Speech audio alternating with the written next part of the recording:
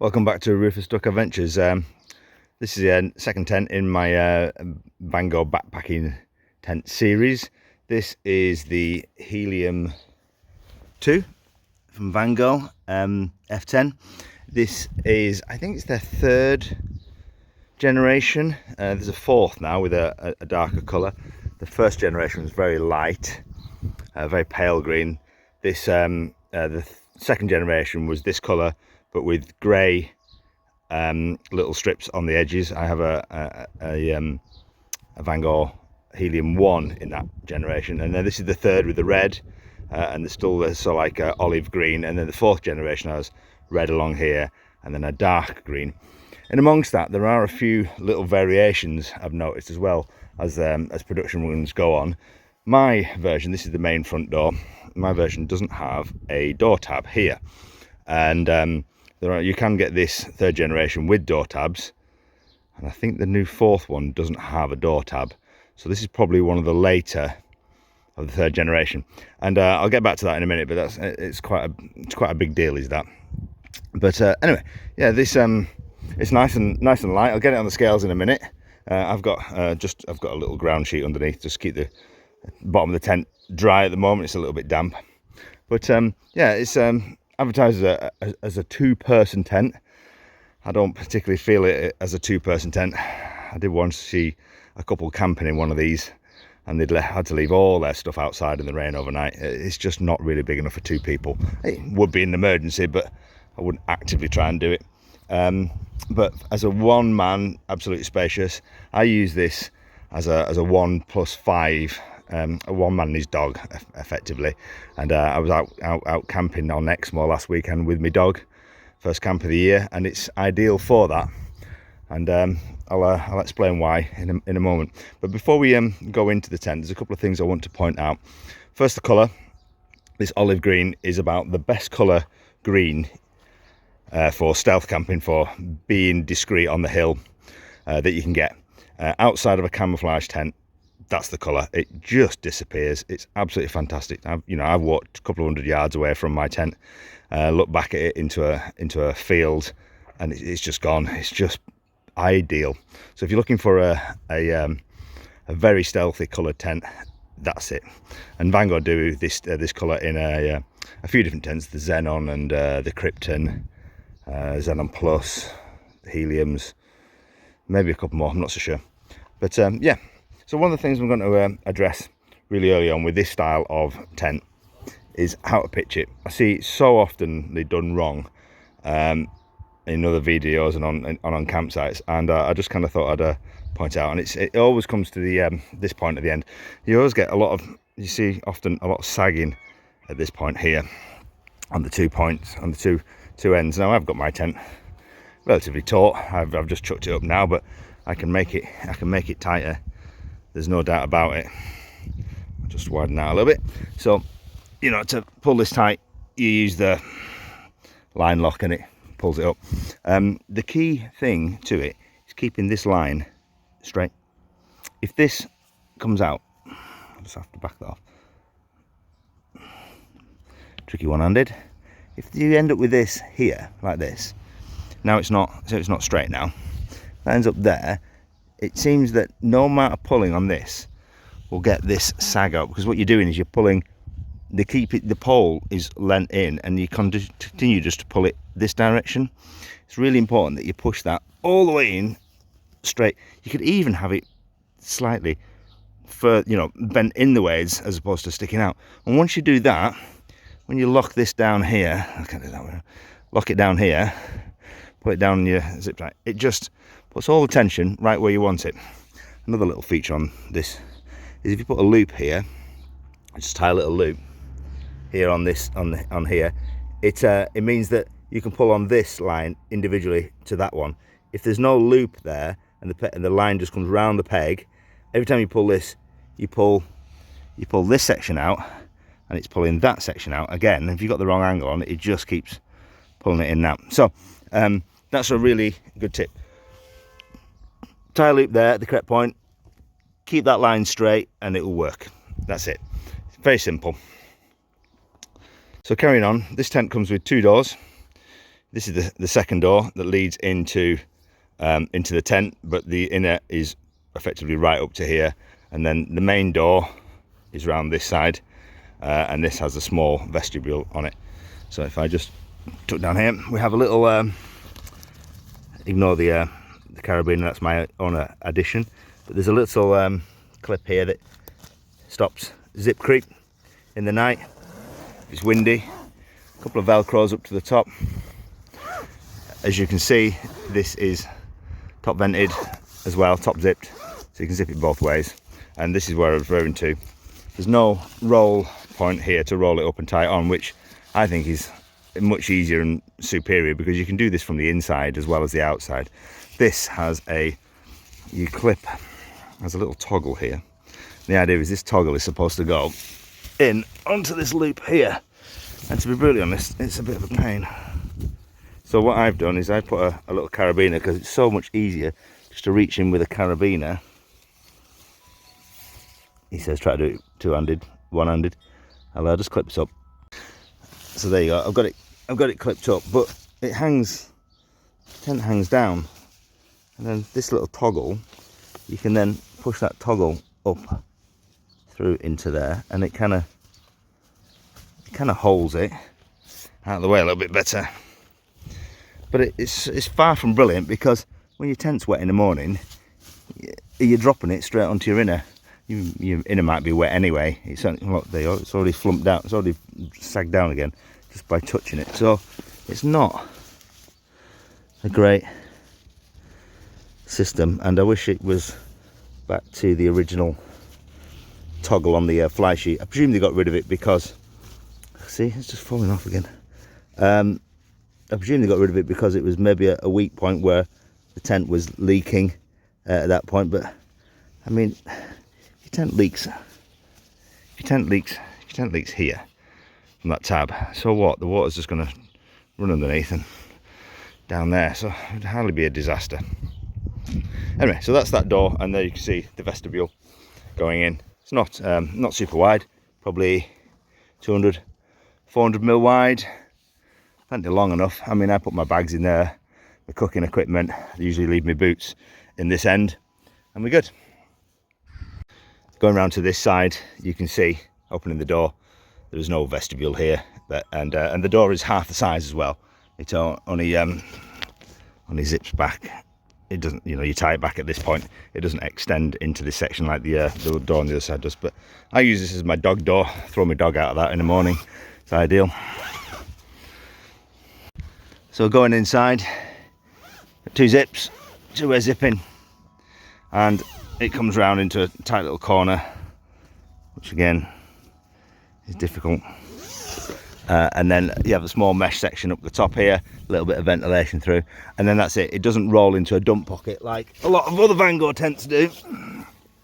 It just ties back onto this little tab here, which is okay, but it would have been nice to have, I think, zipped down a bit further and gone into a dump pocket like so many of the other Vango tents of this style do, because this can be a little bit of a pain. I think I put a bit of bungee on it just to make that easier. Sometimes when you've got cold hands, it's quite tricky. Inside we've got, let's get myself in here, we've got the vent, two overhead pockets, which are dead useful just for putting a head torch in. You put a head torch in there and it just shines down beautifully. With a little vent on this side of the door as well. So get yourself in. We're about 1.2 meters across. I think it's 800-900 mil at the foot end, and the same at the head end. Two vents, one at either end, vent into the outside. As you can see, this is a solid material, and I really like this. I use this in spring and winter. It's kind of my go-to winter tent because it keeps the drafts out. When you're cold, in here with your dog, it's really good. One of the things I will say about this is head height is not great. I'm 5'10", I've got a medium sort of length back, and right now I'm sitting up in the apex and I can't sit up, I can't straighten my back, I'm already bent. I think the internal height of this is 88 centimeters. and that's a bit snug at best of times. It's a little bit snug for sitting up, so you won't be lounging around in here. But then if you want to stay warm in winter, a smaller tent with good material, you know, you're not trying to heat a huge volume, is not a bad thing at all. So I'll just say a quick word about the TBS system. This line here goes to the bottom of the pole on the outside, runs up to the center, just parachute clips onto these little points through there, velcros through there up to the apex, back down again. This line comes through, can go through the door. There's a little velcro section on the door here, and then goes down to there. This one I've just got tied up here at the moment. There is no pocket on the helium. The whole idea of the helium is trying to keep it as light as possible, so they don't add things that they don't need to. So that just lives there until it gets windy. Then I bring it up and clip it onto there. This one never really gets in my way, so it just stays where it is. Another thing you'll notice is there are no internal pockets here. The only two pockets are these two. So in terms of, again, in the spirit of trying to keep it lightweight, they don't really add anything they don't need. But that's no bad thing. I mean, throw all my stuff on the floor, that's great. 70 denier ground sheet. I've got this here at the moment, that's just because the ground's a little bit wet. I normally have a small sil nylon ground sheet that goes underneath it. It's very lightweight, it weighs about 100 grams. And that doesn't even cover the whole length. It just kind of goes from just about my head down to probably where my knees would be. And that just stops any moisture coming up, because you often find that when you're sitting and you're putting the pressure with your bum and laying on it, that's when the moisture absorbs into the bottom of the material, and you wake up in the morning and that's all wet through, and it's hard to dry, and you're putting your tent away with and then carrying water. So I put a little sil nylon through there, ground sheet. It stops the bulk of the moisture getting into the material, not that it's coming through, but getting into it and absorbed into it. And it means this following day when I'm carrying my sil nylon ground sheet, is so much easier to dry. I can drag it out, hold it up in the air for a couple of minutes, and it will just dry instantly. So it's a great way of not carrying too much water around when you're camping. Off the back of that, I've noticed that when this tent, and it applies to most tents, when you wake up and you've got a very heavy dew in the morning, it can carry up to, most tents can carry up to about 30% more weight just in water alone. You know, you've got moisture on the inside, might have got some on your inner tent, ground sheet's a bit wet, moisture on the outside where it may have been raining. So you're, yeah, you can carry up to 30% more water. So the smaller the tent to start with, the better sometimes, and you're more likely to get that moisture in winter than you are in the middle of summer. So the tent comes with 10 pegs, aluminium pegs. They are this shape, just like a V shape, plenty light enough. I think they weigh in about 10-11 grams. Not heavy. I've never felt the need to replace them. They do their job nicely. They stack into each other, so they don't take up a lot of space either, which obviously those Y-shaped pegs or X-shaped pegs don't really do. They're a lot bulkier. So yeah, it comes over 10 pegs, 4 guy lines, one on either side of the main hoop, and one either end. Peg it out around the edges. So you got 1, 2, 3, 4, 5, 6, 7, 8, and then these 2 guy lines, 9, 10. So that's that. You can see the little vent up in there. It's ventilation. It's not huge. It's not the best ventilated tent in the world. There's no high level vents, as you have noticed. I mean, you can zip these down. There is no stand open at this point. Sometimes you can put maybe a little Y-shaped stick in there if you want a little bit of ventilation through. If it's not raining, just leave it all the way down, just let it do what it's going to do. If it rains, you often wake up in the middle of the night. If it's raining, you can zip your tents up. Nice little feature about the Vango f10 series, this pole here. It's very low profile, so the wind just flows over it really quite nicely. You know, it doesn't stick up a long way, catching the wind. So designed to work in a storm, and I don't think I've ever really tested it in storm conditions, but I wouldn't have a lot of doubt that it's going to hold up well. I mean, it sits quite squat. The 2-man, you know, it's quite a squat little thing. as opposed to the one man, which is a bit narrower, same sort of height, a bit narrower. So I should imagine this would work probably better in poor conditions than over the one man. So one of the things I will note about the interior is 1.2 meters wide, 2.1 meters long. But because these ends are quite tall, you can use the full length of the tent. So if you're quite tall, laying down is not too much of an issue, because there's plenty of room here for your head and your feet at both ends. Sitting up is a bit harder, but it does kind of suit a tent, a person who's quite tall in that respect. I think most people struggle to actually sit up in the centre. So if you think of it more of a bivvy tent as opposed to a camping, like a campsite tent, I think you'd be okay. So here we are with the Vango Helium 2, all wrapped up, back in its bag. I can't stress to you how small this is. So my hand across there is 200 mil from there, and that's another 100 mil max, maybe there. 300 mil, probably more like 280 across the width. Again, 150 mil round, so 6 inches.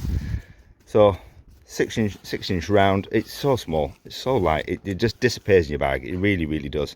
Anyway, so this is it, with a couple of my little modifications, with a couple of little carabiners and bits and bats on it, and on there we are getting 1.4 kg all in. It's amazing. It's so small, it's so light. This is being the 3rd generation, has the shorter pole sections, which makes this pack smaller. My 2nd generation Helium 1 is a longer bag, smaller this way, but it's definitely longer, but this just feels smaller. I think the 4th generation has the same pole sections, so same size bag, same tent, basically just a different colour. So anyway, that's about it. I think we'll wrap it up there. The Vango f10 series Helium 2 ultralight tent. I absolutely love it. What a great spring, autumn, one man and his dog tent. Highly recommended it. The perfect stealth camping tent.